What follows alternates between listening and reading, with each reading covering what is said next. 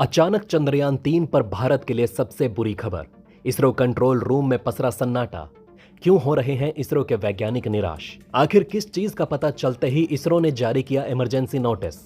भारत की धड़कनें तेज कर गई चंद्रयान 3 की बड़ी खबर। आखिर क्या है इसरो का इमरजेंसी नोटिस? कौन सी नई आफत झेलने वाला है चंद्रयान 3?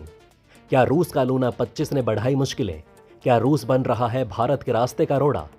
रूस की अंतरिक्ष एजेंसी रोसकॉस्मोस ने दी बड़ी खबर। भारत के कलेजे में आई ठंडक। दोस्तों, रूस और भारत दोनों पिछले करीब 7 दशकों से पक्के दोस्त और अब दोनों की दोस्ती पृथ्वी पर तहलका मचा रही है। बात जब सामने आई कि ये दोनों दोस्त अपनी दोस्ती को चांद तक लेकर जा रहे हैं तो भारत तो बहुत खुश हुआ, लेकिन उसके बाद जो जो खबरें आईं उन्होंने भारत को निराश किया। भारत निराश इसलिए हुआ कि रूस के इस लूना 25 मिशन ने भारत के कई सपने तोड़े हैं। भारत को इसरो के वैज्ञानिकों को बहुत आस थी, लेकिन रूस ने यह मामला थोड़ा फीका कर दिया है।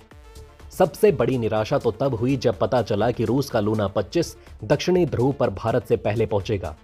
अब आपको इतनी खबरों से पता चल ही गया होगा कि भारत चंद्रमा के दक्षिणी ध्रुव पर चंद्रयान उतारने वाला पहला देश बनने वाला था। लेकिन अब अगर रूस पहले पहुंच जाएगा तो ये भारत का सपना तोड़ देगा। जी हां दोस्तों, भारत का चंद्रयान चंद्रमा पर 24 अगस्त को पहुंचेगा और रूस का लूना 25 21 तारीख को ही पहुंच जाएगा। भाई, इतिहास रचकर भारत अंतरिक्ष के क्षेत्र में झंडा गाड़ने वाला था, लेकिन ऐसे में रूस का ये चंद्र ग्रहण भारत को मायूस कर रहा है। ऐसे में ये मायूसी कम थी कि एक और आफत आ धमकी। जी हां दोस्तों, अब चंद्रयान 3 पर भारत के लिए बुरी खबर आ रही है। इसरो इसकी जानकारी खुद ही दे रहा है। ऐसे में सबसे बड़ा सवाल उठता है कि आखिर ये कौन सी समस्या आकर खड़ी हो गई हमारे चंद्रयान के सामने? क्या यह समस्या लूना 25 की वजह से है? बने रहिए हमारे साथ, आपको विस्तार से इस पूरे मामले के बारे में बताएंगे। लेकिन उसके पहले चंद्रयान की लेटेस्ट अपडेट ले लेते हैं कि इस समय कहां और किस हाल में है हमारा चंद्रयान। दोस्तों, चंद्रयान चांद की सतह पर सीधे उतरने से पहले छोटे छोटे ब्रेक ले रहा है और अपनी स्पीड को धीमा करता जा रहा है। 14 जुलाई को सफर पर निकले यान ने 5 अगस्त को चंद्रमा की कक्षा में एंट्री ली थी।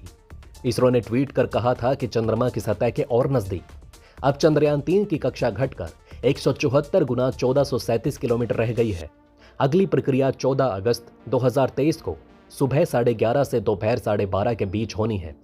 जी हां दोस्तों, अंतरिक्ष यान को चंद्रमा के करीब लाने के लिए 2 और प्रक्रियाएं की जाएंगी।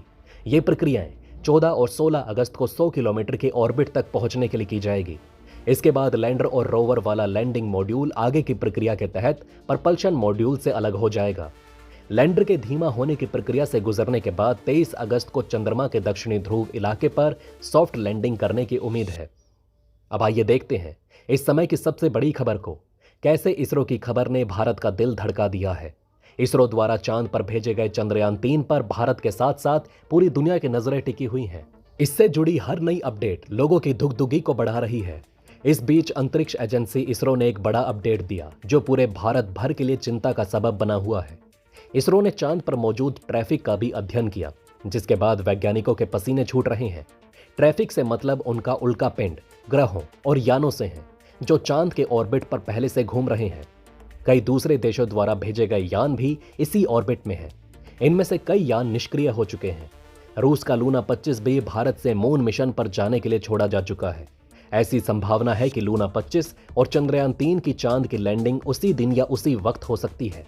ऐसे में क्या संभावना है कि चंद्रयान 3 और लूना 25 मिशन आपस में टकरा जाएं? यही भारत की चिंता थी। इससे जुड़े हर नए अपडेट लोगों की धुकधुकी को बढ़ा रहे हैं। चांद पर मौजूद ट्रैफिक को दूर करना इसरो के लिए एक बड़ी चुनौती है, क्योंकि चंद्रयान 2 ऑर्बिटर जिसने साल 2019 में 31 जुलाई को चंद्र कक्षा में प्रवेश किया था, उससे पहले 3 बार वहां मौजूद अन्य अंतरिक्ष यानों से टकराने से वो बचा था। इस दौरान चांद के आसपास कुल 6 मिशन एक्टिव हैं और कई पाइपलाइन में हैं। हालात ये हैं कि जैसे जैसे भारत का चंद्रयान 3 मिशन चंद्रमा के चारों ओर अपनी कक्षा को कम कर रहा है और उसके दक्षिणी ध्रुव पर पहुंचने के करीब हो रहा है, वैसे वैसे चंद्रमा की कक्षा अन्य मिशनों की गतिविधियों से भी गुलजार हो रही है। यही चंद्रमा के राजमार्ग को व्यस्त बना रहा है। आपको बता दें कि इस दौरान चंद्रमा के आसपास अंतरिक्ष यान ले जाने वाला भारत अकेला देश नहीं है। जुलाई 2023 तक चंद्रमा के आसपास 6 सक्रिय चंद्र मिशन हो चुके हैं, जबकि कई अन्य भी लॉन्च होने वाले हैं। इससे चांद के रास्ते और चंद्रमा की कक्षा में ट्रैफिक जमा की स्थिति बनी हुई है। अभी वर्तमान चंद्र के ऑर्बिट में नासा के ऑर्बिटर आर्टेमिस के तहत पुनर्निर्मित नासा के थिमिस मिशन के 2 जांच, भारत के चंद्रयान 2 का orbiter, Korea pathfinder lunar orbiter और नासा के कैपस्टोन शामिल हैं। वहीं जून 2009 में लॉन्च किया गया LRO 50 से 200 किलोमीटर की ऊंचाई पर चंद्रमा पर परिक्रमा कर रहा है, जो चंद्र सतह की हाई रेजोल्यूशन मैप दिया करता है। लेकिन अगर बात करें लूना 25 से टक्कर की, तो रूस की एजेंसी रोसकॉस्मोस स्पष्ट कर चुका है कि उसके और भारत के यान में आपस में टकराने की संभावना ना के बराबर है। उन्होंने कहा कि चांद पर काफी स्पेस है, इसलिए किसी के भी मून मिशन को कोई खतरा नहीं है। लूना 25 भारत के चंद्रयान से 118 किलोमीटर दूर उतरेगा। रोसकॉस्मोस ने साफ किया है कि लूना 25 के लिए प्राथमिक लैंडिंग साइट चंद्रमा के दक्षिणी ध्रुव के पास है, जो दक्षिण पश्चिम में स्थित है। वहीं चंद्रयान 3 का लैंडिंग स्थल दक्षिणी क्षेत्र में स्थित है। लेकिन इससे समस्या खत्म नहीं हो जाती। इसरो की मेन समस्या यह है कि सूरज से निकलने वाले तीव्र चार्ज्ड पार्टिकल्स कवच को खराब कर सकते हैं, सैटेलाइट के यंत्र खराब हो सकते हैं। इसके बाद चंद्रयान की सबसे बड़ी दिक्कत स्पेस डर्ट से है। ये स्पेसक्राफ्ट से टकराने के बाद प्लाज्मा में बदल जाते हैं। इनकी वजह से अंतरिक्ष यान खराब भी हो सकता है। साल 2009 में ईडियम सैटेलाइट को ऐसे ही एक अंतरिक्ष के कचरे से हुई टक्कर ने बर्बाद कर दिया था। इतनी लंबी यात्रा के दौरान तेज गति, घटता बढ़ता तापमान, रेडिएशन, ये सब यान के अंदरूनी हिस्सों पर असर डाल सकता है।